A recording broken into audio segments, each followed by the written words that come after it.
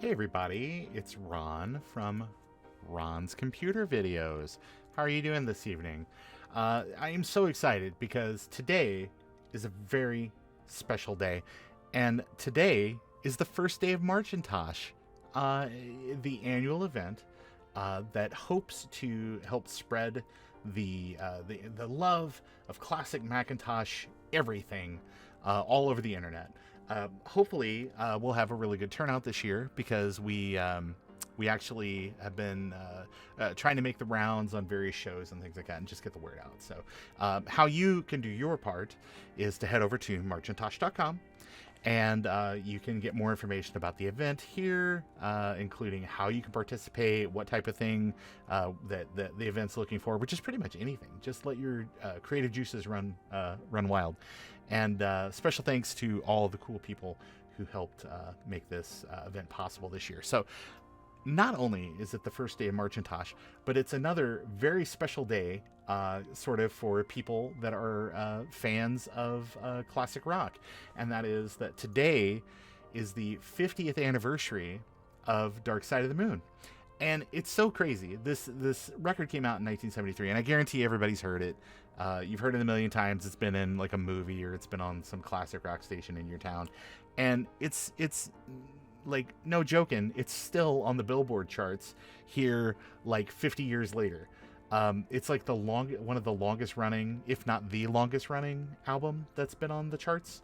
So if you kind of like the very high production value sort of super produced sort of music, it's probably worth checking out.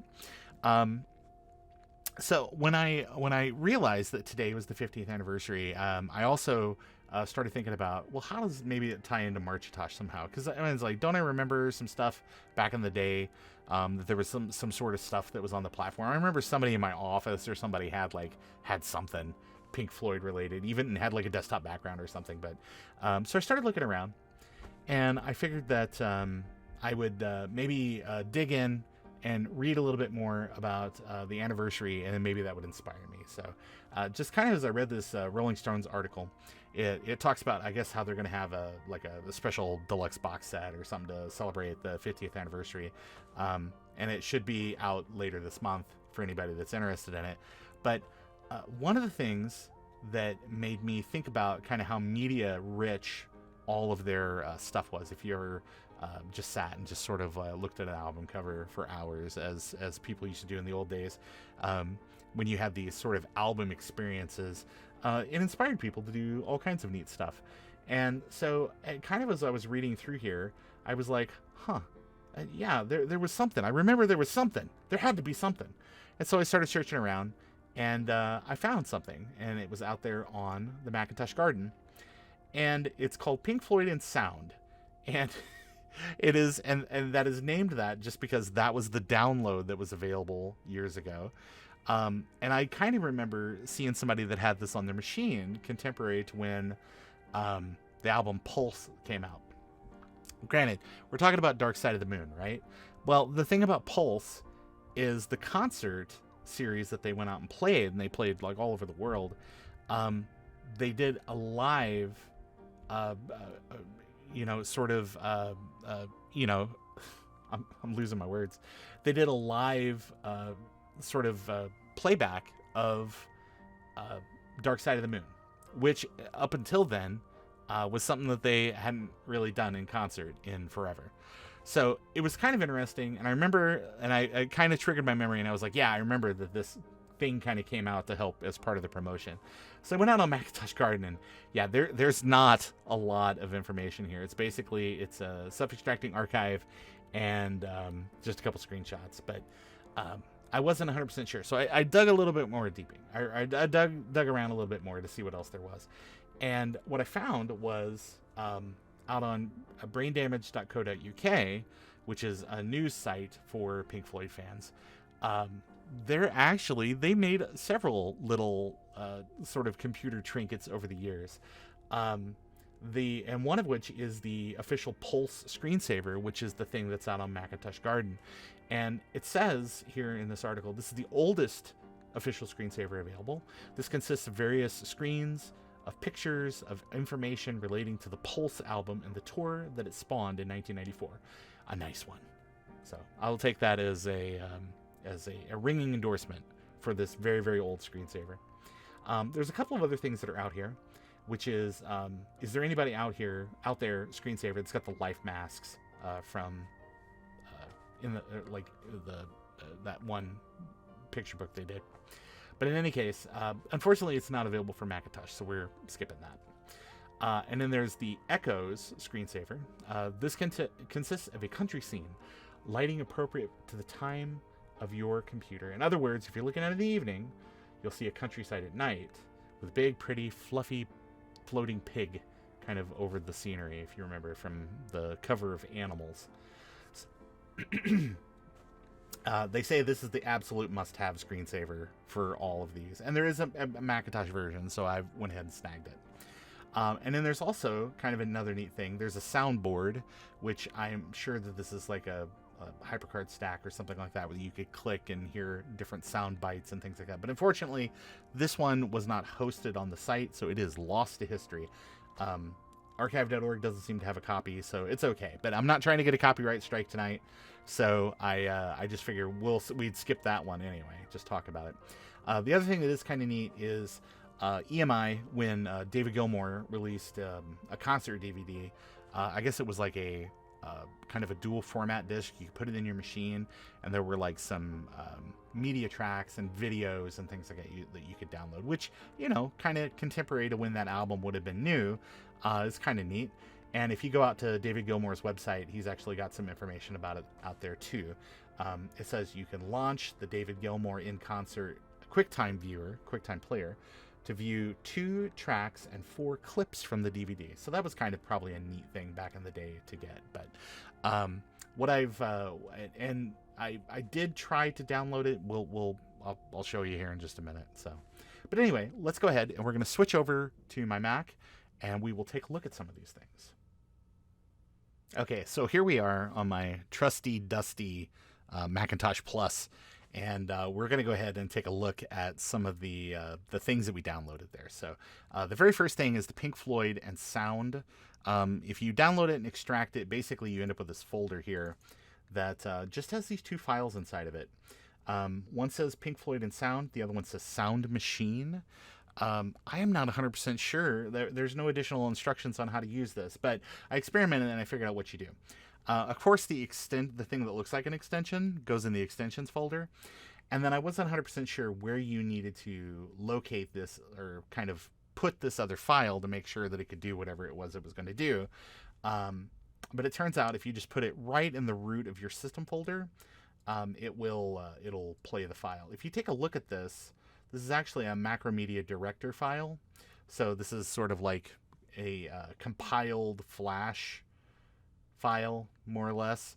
I took a look at it in ResEdit just to kind of see what it was all about, and it seems pretty straightforward. Nothing crazy. So I do like the little icon. As far as I can tell, this looks like a clownfish. I don't know. It seems like a weird thing. It seems like they would have put like a Pink Floyd related sort of like maybe the logo from the Pulse album or something. But who knows? People are crazy. So what you have to do is, as soon as you put that stuff in your system folder, you reboot your machine. And after you reboot, you wait exactly 1 minute, and then this will happen. It's doing something.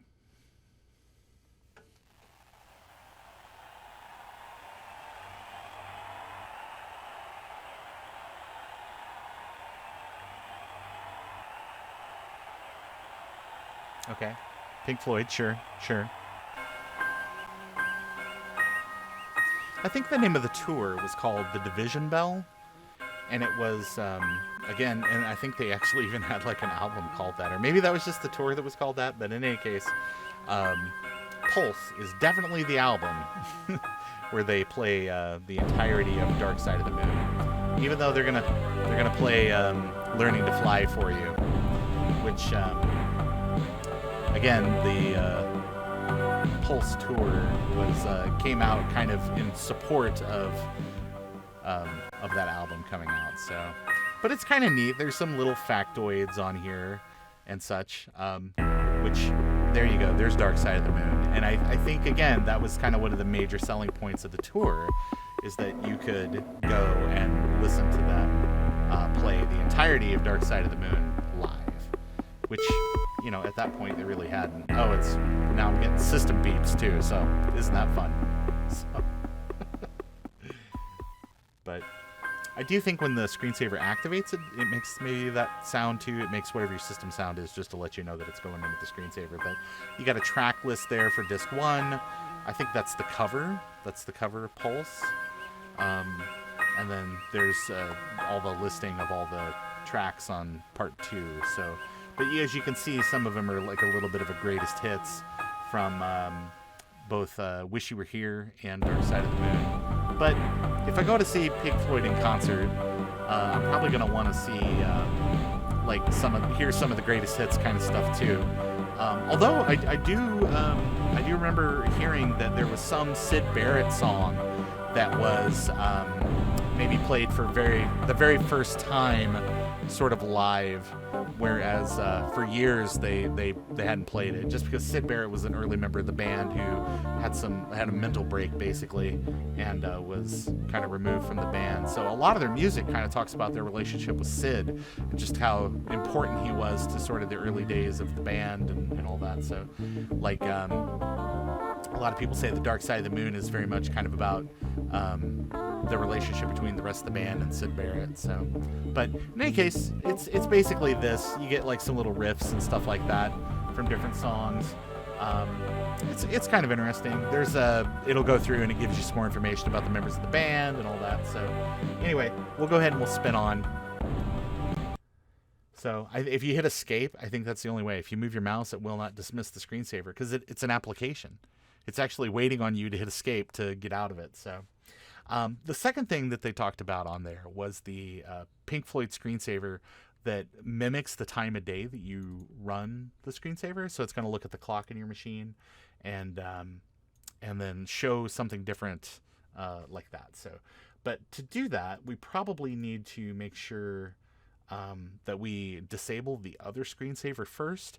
So let's take a second since it's kind of an all or none with that one, let's uninstall it real fast and then we'll meet back here in just a minute. The other screensaver that we're going to take a look at is just called the Pink Floyd screensaver. And this one has shockingly simple instructions, which is drag this file into your system folder, arrow, and restart your computer. So I have it installed. So let's go ahead and let's take a look at this other screensaver. So it's just called Pink Floyd, ends up in your control panel. And it's pretty simple. It's pretty simple. This one's kind of nice because it gives you like the ability to set like no activity, start in 20 minutes. But it's also got hot corners or sleep corners, so you can very easily sort of get to where you want to go. So let's go ahead and let's turn the screensaver on. And then I think what we're going to do is we'll see what time of day it gives us. I do think it'll complain if you have the window open when you try to go into or try to actually do the screensaver. So we'll see. And I think you got to get it just right. All right. So there you are. Thanks. It's, I'm just telling you, very basic, very basic screensaver. No sound, nothing like that. Oh, I must have jiggled the mouse. So I'm going to stop touching things.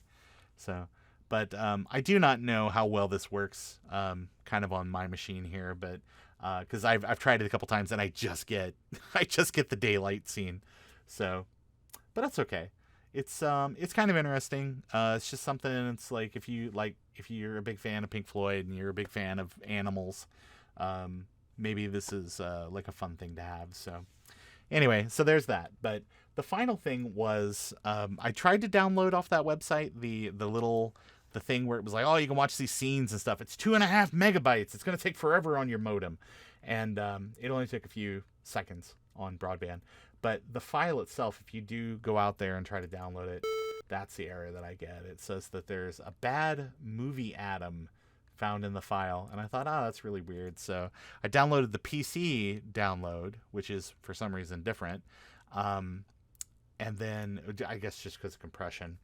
But I downloaded it and tried it, imported it in here, and it won't play either. And then I tried it on a more modern PC and a more modern Mac, and neither one of them are able to read it. So I think there's just something corrupt in that archive, but probably nobody's checked it in like 20 plus years, so that's why it's still broke. So anyway, if you are interested, anybody can go out and get that David Gilmour in concert DVD and pop it in their modern machine and watch those files probably. So, but anyway, that's really it. That's all I've got going on for today. I just wanted to share some of this stuff with you here on the very first day of MARCHintosh, and then also the 50th anniversary of Dark Side of the Moon. So to honor it, I did go ahead and I changed my desktop background and all that type of stuff. So I just thought it was fun. But anyway, thanks again for joining me this evening, and I hope that everybody has a wonderful MARCHintosh, and Pink Floyd fans have a wonderful month leading up to this new 50th anniversary release of Dark Side of the Moon. So anyway, as I always say, Apple II forever, and have a wonderful evening. Good night.